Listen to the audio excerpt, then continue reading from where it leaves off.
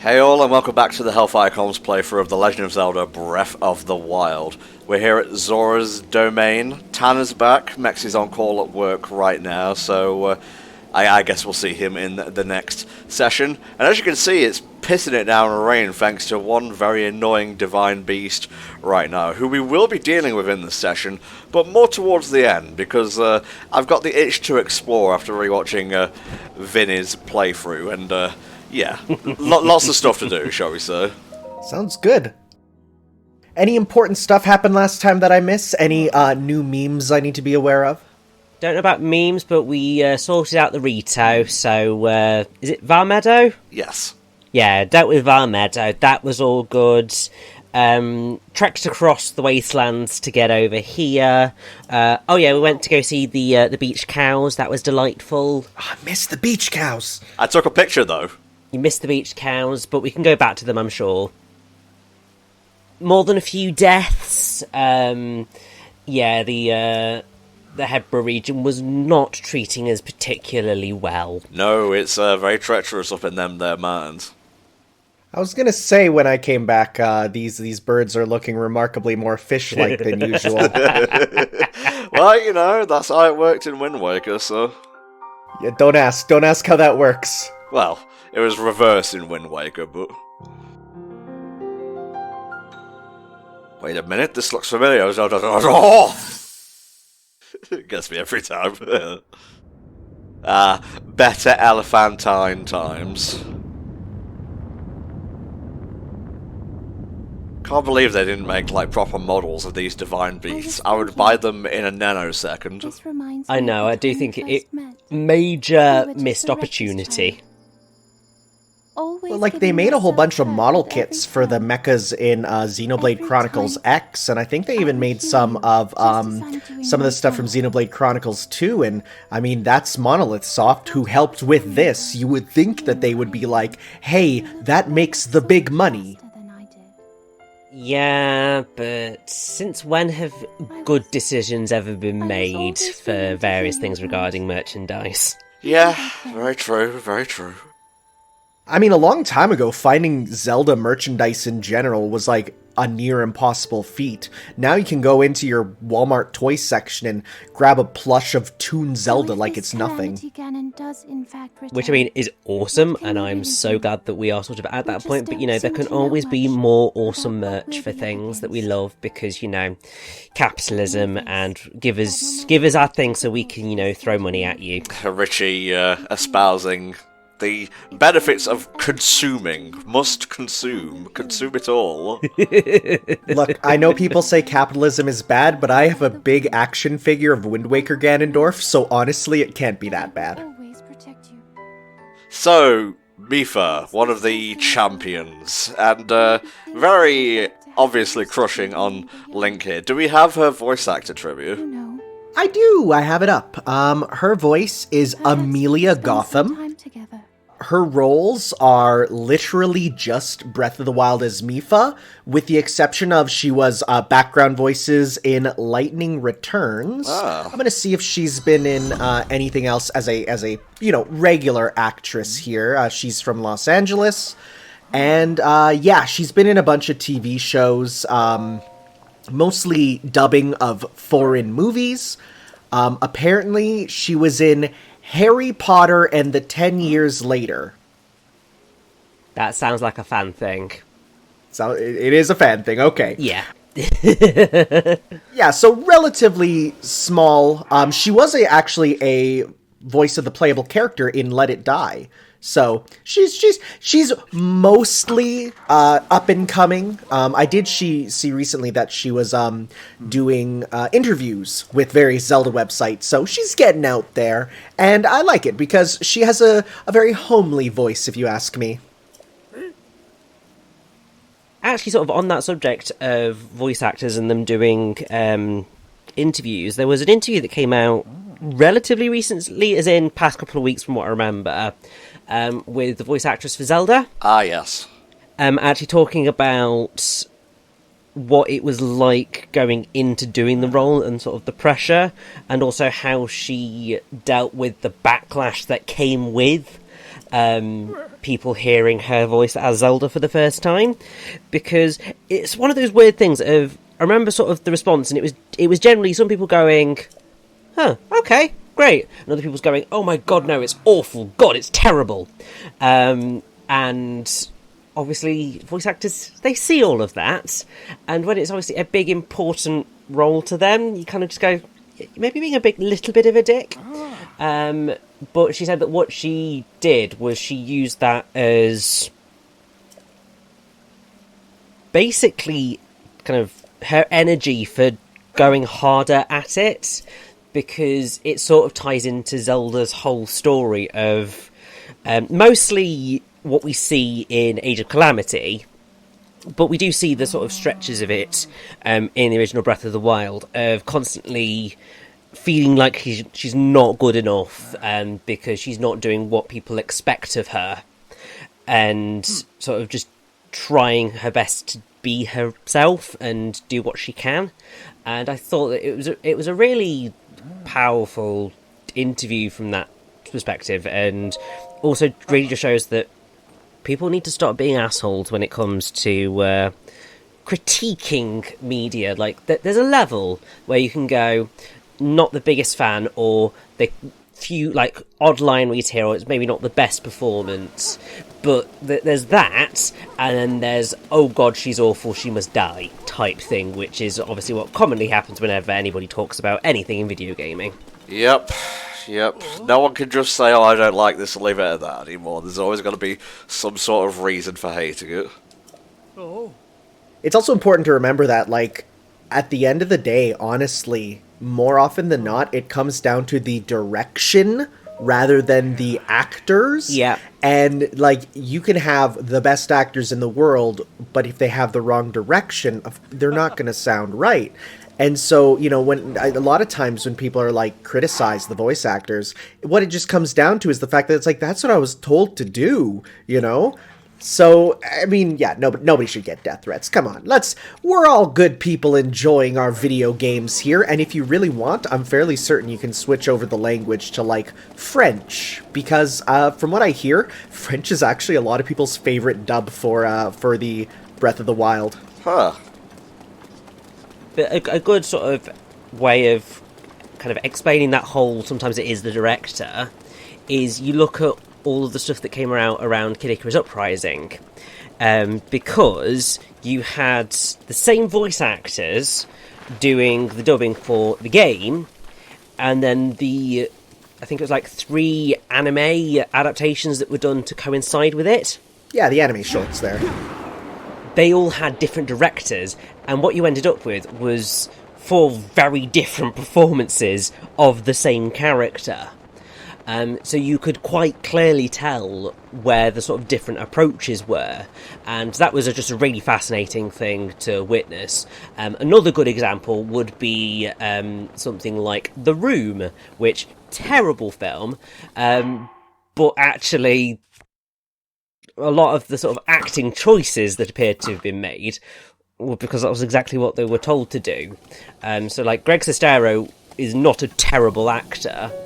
However, his performance in The Room is pretty shocking. That's because that was how he was told to play the role, and that's what ended up on film. I do highly recommend, if anyone really wants to hear a bit about The Room. Well, you know, The Disaster Artist, the movie is really good. Yes. The audiobook of it is my favorite version, because it is read by Greg Sestero, who does an impression of Tommy Wiseau. Oh my. And it almost sounds exactly like him. Like, you can tell he's been around, you know, Tommy quite a bit, because his voice for it is perfect.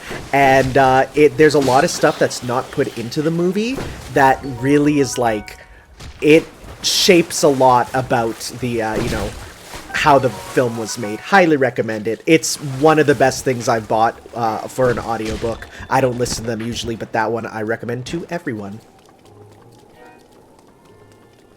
Nah, I was going off memory, but I think there's a shrine around here somewhere. Let me just double check where you are.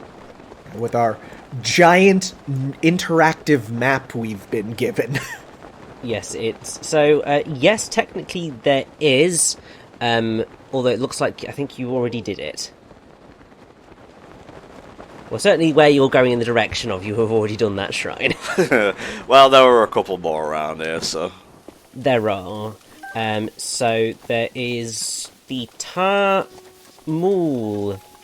shrine, that is to the north of that shrine that you were just heading towards. Okay. That's one benefit of the fixed map direction, is that we can then look at the mini-map on your screen and look at the map we've been given and, like, cartograph our way around. It's really helpful.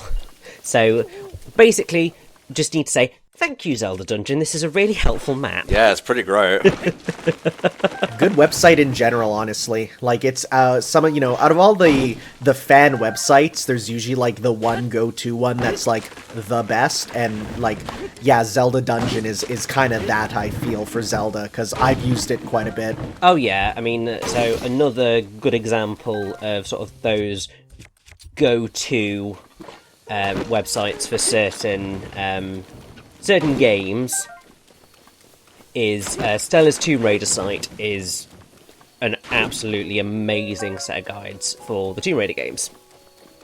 So yeah, sometimes those speciality sites just know exactly what people need and want. I love going on Cerebi for Pokemon. That's kind of one of my go-to ones. There's the Mega Man Network and Proto Dude's Corner for Mega Man. There's a lot of those sites, and I love how some of them have like refused to like upgrade. So you go on them, and it's just like how when you were a kid. Like, yeah. I'm so happy Cerebi looks the exact same as when I was a kid, and I never ever want it to change. That's fair. Regards to like Pokemon and whatnot, it depends on how I'm feeling. Like, if I don't mind dealing with a bit more fluff, I go to Cerebi. Otherwise, I go to like Bulbapedia or Pokejungle or something. I mean, I think with the sort of Pokemon stuff, it depends on exactly what information you're after, because they all have their own different quirks and how they present it. So. Yeah, it just depends on how you want to take in what you're dealing with. Mm-hmm. So yes, you want to go into the unknown, Tom. I'm going. It's so unknown, and it looks like Death Stranding. It kind of does a little bit, yeah. So well, yes, there is a tower there, so it's in the direction of that tower. However, I think so. You do need to launch a shrine quest in order to get it. Which I think you get from the stable, which is nearby. 1 second, please. Oh yes, because didn't we need some of these lovely flaming chew jellies to get all the goodness? Wow, they just straight up got blown up. What idiots. Excuse me. So I think we talked about it before, but the nice thing about those chew jellies is that if you need like a certain sort of elemental thing, you can use them for that. So if you want to set something on fire, you can put red chew jellies down. You want to freeze something, you can hit a white chew, the white chew jelly. There's a bunch of different ones, and they're all quite useful for getting those specific elemental things that need to happen.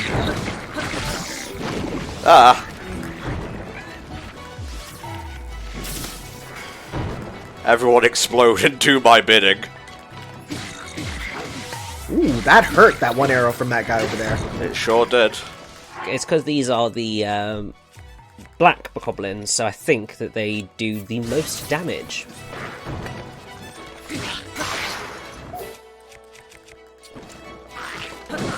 There we go.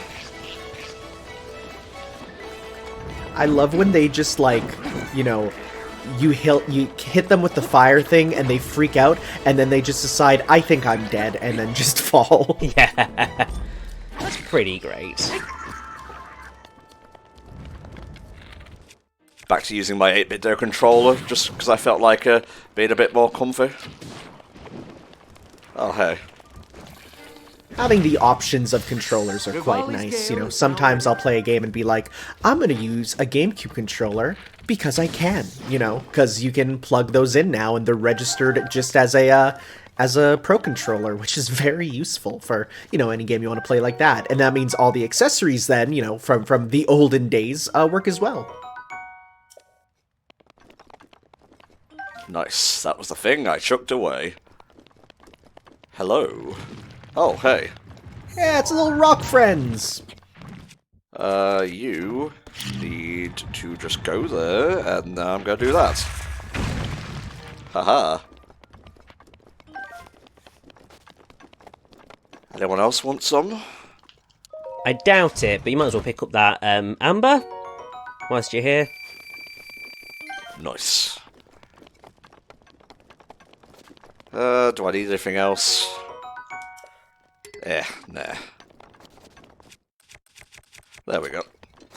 Right, so I was going to the north. Yep. If you want to, well, it's probably not going to help you too much in the grand scheme of things, with me kind of trying to point out directions exactly. But if you can find the path, which will be over to your right, that will take you in the direction of the stable, which you need to unlock the thing for the shrine. Well, why don't I head towards the tower first? Well, if you head towards the tower, you're heading in the right direction. Oh. Cool.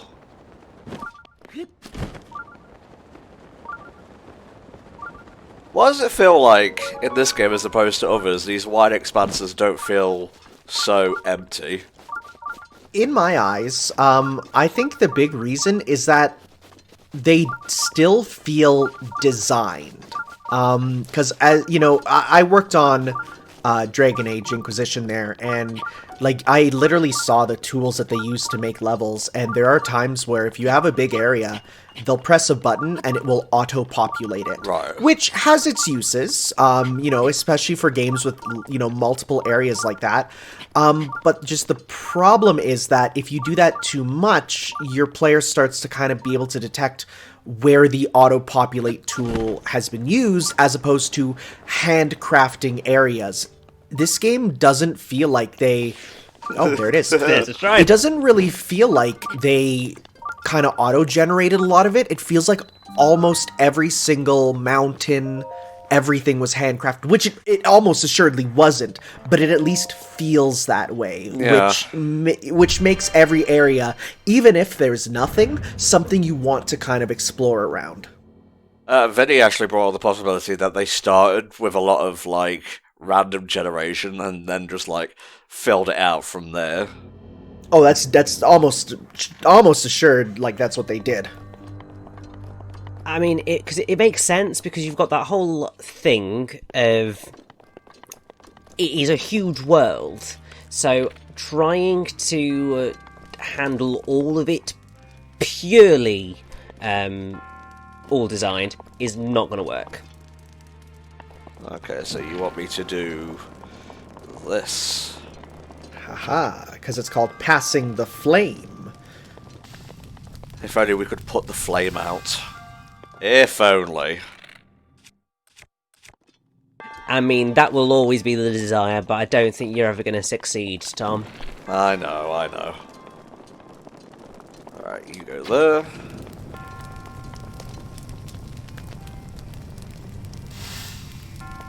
Aha!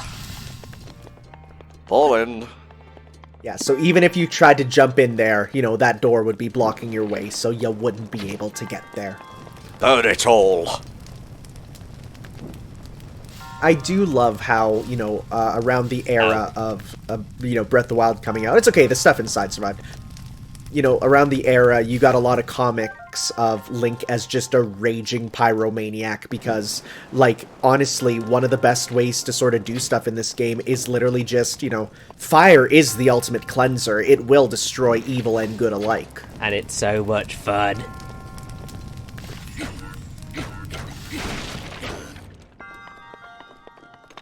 Not to sympathize with pyromaniacs, but I totally understand why.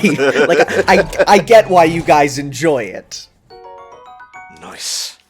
That will be good for the Thunder planes, actually. Oh. Ah.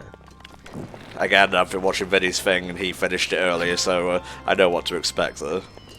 Nice. I think you somehow shot right through the boxes. Ah, there we go. I'm still missing a thing. Interesting. Oh, of course, because there's, like, a key here. Mm-hmm.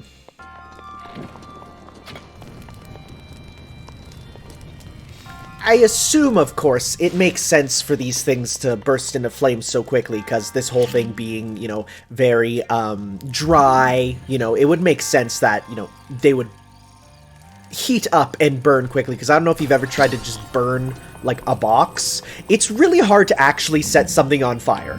Like, it's not an easy thing. They really want to not be on fire. Nice. You know, small keys are such an important part of Zelda, and yet they're not very often used in Breath of the Wild. Like, you see them, like, here in a couple other shrines, but it's like, for the most part, no. It's more creative obstacles than simply a locked door, usually.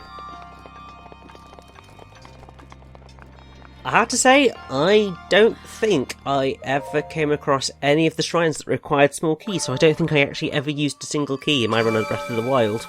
Huh.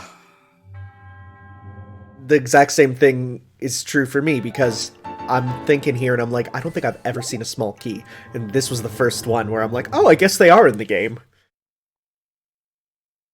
Just one more and we can get some precious hearts, or maybe a bit of stamina. Well, if you head towards the northeast, there is a stable. And with a stable comes a stable shrine. It does. It does. We're at the northeast, so this way. That's going southeast, but... Now we're going northeast. Yes. It's alright, Richie. I know my cardinal directions, alright? Good. I don't. Never eat shredded wheat. Oh no, back when I was in school, it's never enter Shrek's washroom. What? Yeah. Oh, you millennials. You Canadians are so fucking weird. I'm sorry, I'm baby. Yes, you are in many ways. Well, to be fair, I'm a millennial too, so I can't really say that fully without implicating myself in it, but we had never eaten shredded wheat, so yes, it must be a Canadian thing. There's also never eat soggy wieners, but... Yeah. I think that was just because kids in school wanted, you know, an excuse to say wieners in class. Most likely, yes. Hey. The Foothill Stable. Hello. Not yet. We don't need those just now. She'll sell you, fireproof elixirs, which will be great for going up the mountain. Mm-hmm. Because you will definitely need some form of fire protection if you want to go up to the Gorons, because it's not going to end well for you.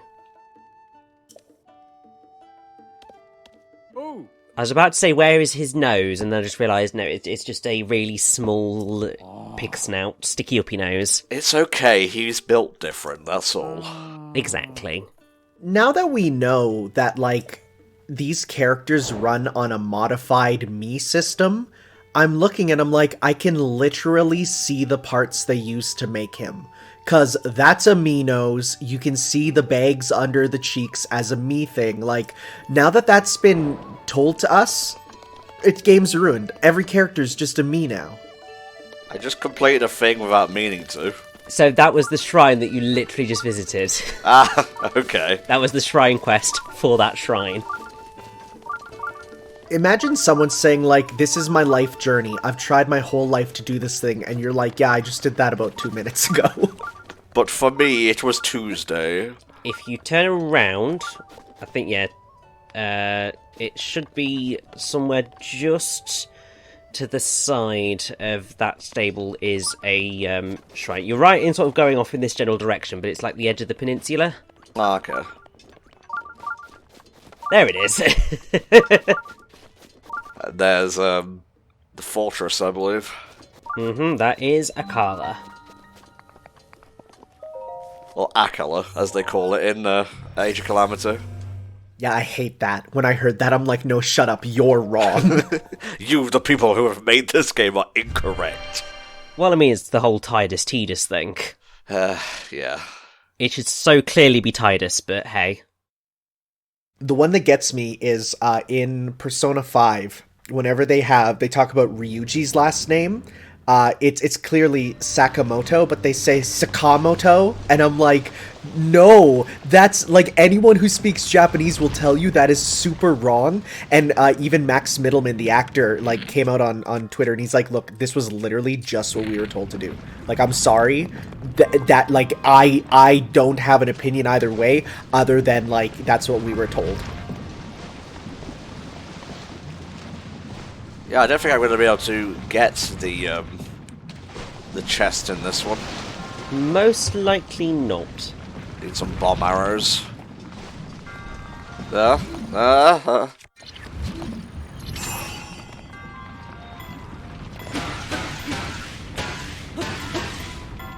it only gives you a ruby, so it's not that big.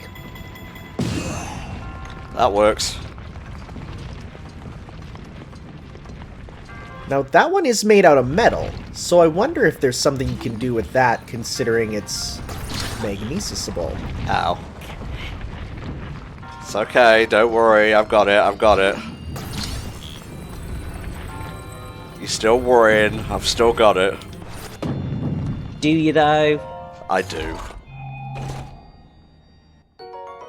Nice. It's a nice sword.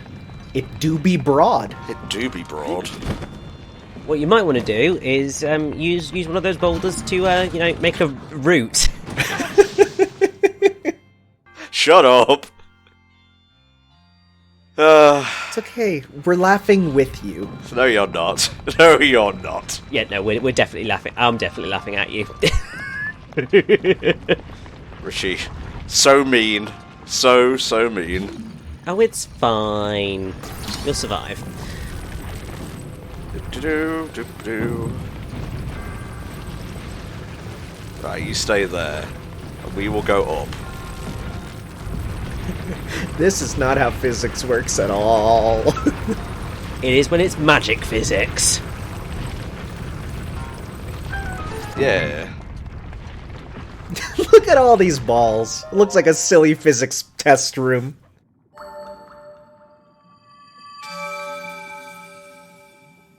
Give me that shit. What do you reckon we should get next? Hearts or stamina? I mean, Mexi would say stamina, but I'm very much in the go for hearts so that we can get that Master Sword as soon as physically possible. Okay. I am definitely on Team Hearts right now. Just because I like to be at the point where, like, I know I can survive 2 or 3 mistakes in a row, you know? The tower is around here somewhere. Is that the one we were looking at? Well, that's one of the ones you were looking at. No, because there's another one just off to the north west, and then that one's to the northeast. So we're kind of cut between 2 of them right now. Yes. So one's the Eldin tower, one's the Akala tower. Where you are? Ooh, upskirt. How raunchy. Don't stab him there. He hates it. What are you doing, Link-kun? Stop it. I'm sorry.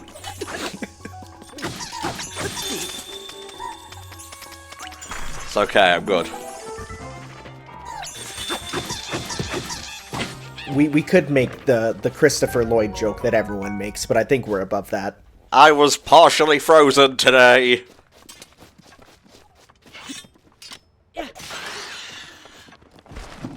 You monster. But the only thing monster about that was my impeccable aim, mate. Yeah, but look at those huge thighs. Well, we'll cook them, mate. They'll be hot fires soon enough. Actually, I think that's one of my favorite sort of things about this game is that, like, when you're up in the volcano area, you can just throw food on the ground and it will cook. Yeah. Like, you can just, wherever you want, everywhere's, your place to cook. It's like, yeah, let's just throw some bird legs down, it'll cook eventually. So it's in this direction, I believe. What direction is what? I'm looking for a tower. Well, you're going completely the wrong direction because you were looking at a tower and then decided to go completely south. Yeah, but that's a powerful tower. Whatever, we'll go back. Remember, you can place the like when you look with the camera, you can place down the waypoints there, which will help you find where you need to go on the minimap. I keeps forgetting. Mm-hmm. It's a very useful thing because you can place a whole bunch of them and they stay on your minimap. Going to Akala quicker than I expected to, but whatever. You don't need to go too insanely far into Akala to get that particular tower, so... That is a large fish skull. It's very large. Well, there's Leviathan skeletons all over Hyrule. It makes me think that, like, they might show up in the second game. Oh, that'd be so cool! I suppose one of the things that you could feasibly theorize is that all of the divine beasts were designed based on some of the Leviathan creatures. That would make sense. If there's one thing that, like, scare intrigues me, it's gigantic sea creatures. It's terrifying for me to think of, and yet, like, I also go, like, well, I'm kind of interested. I know someone just made a mod for Subnautica that, because in that game, there's giant Leviathan skeletons there that are, like, bigger than anything else in the game. And someone made a mod that adds them in as living creatures, being absolutely gigantic, and that's kind of cool. Hey. He is asleep. If you actually sneak up on him, you can climb on him and grab his stuff, but he woke up. That's alright. I think he needs stealth stuff. Yeah, but it's fine because Tom has already proven that he can defeat a Hinox. Nice. So you just got to do it again, Tom, with slightly less stuff in your arsenal. Nice. Ooh, ow, my big weak point. Yeah, this is where you use those strong weapons. That's a camera angle. Oh boy.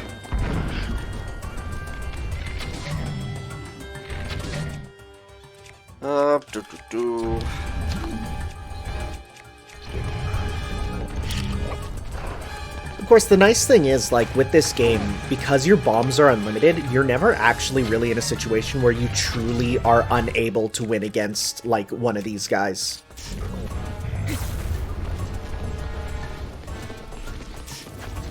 Ooh, he be licking his lips. Come on. Get shocked. It's like right out of range. Wow! He do be annoying me, though. Ah.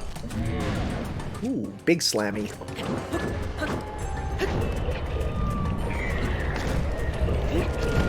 Sadly, unlike Hyrule Warriors there, hitting him with fire doesn't instantly make him super weak, which was my, really useful there. The big enemies were really quite fun to take on in Age of Calamity, purely by virtue of, you fought them exactly the same as every other enemy. It's just that they were a bit bigger. I was definitely surprised that all the recolors of them actually had different sort of fighting styles. Oops. He stepped on you.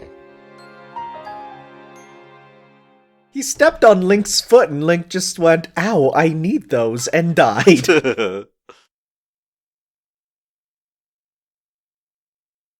Or clap them cheeks, and he did. Alright. I don't know the take.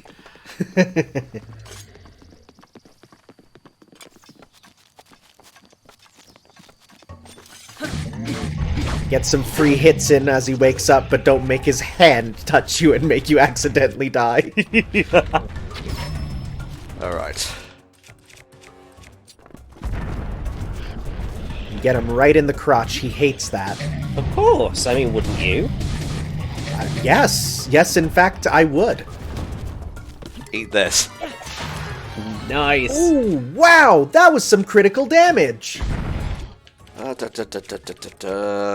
Yeah. Come on! Yeah! And then he steps on you and you die. The rate we were going, it kind of wouldn't have surprised me. But thankfully, God no, it didn't happen. Hey, lunch. The question now opens, where were those in relation to the Hinox? Were they just on his belt, or did they just burst out of his stomach? I want to say stomach.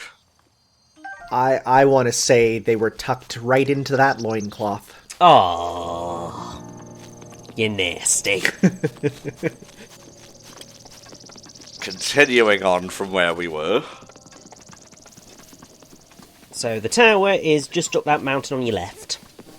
I know where it is. Trust me, I've been here enough times. It is a dangerous place filled with guardians.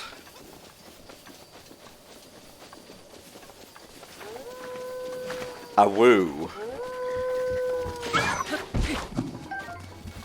Prime meat for me. Oh, the poor wolf puppy. Okay, Richie. Okay. I'm the one trying to survive in the wild here. Where's my poor me?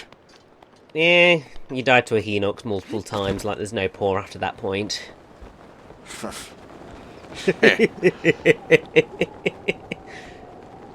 Oh wow, there are sure a lot of them. You are not joking. Nice. Come on then, square go like. Oh boy. Oh, he's looking.